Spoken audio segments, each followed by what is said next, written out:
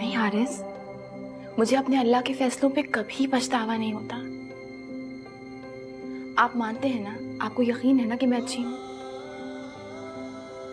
तो आपको इस बात का भी यकीन होना चाहिए कि आप भी बहुत अच्छे हैं, क्योंकि ये मेरे अल्लाह का वादा है कि अच्छे मर्दों को अच्छी औरतें मिलती हैं। ये तुमने खुद पढ़ा है? हाँ, कुरान को तर्जुमे के साथ पढ़ने का एक ये भी फायदा है कि इंसान मायूसियों और पछतावों से बच जाता है।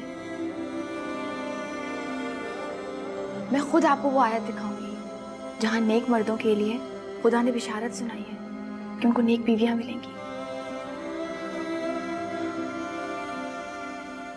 आशा, you made my day.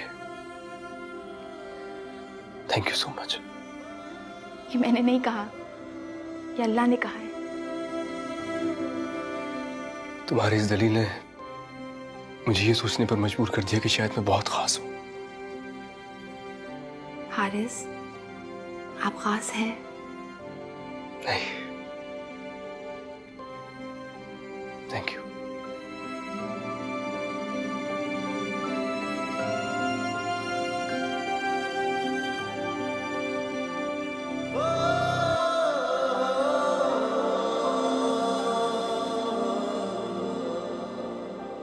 Haris, आप खास हैं।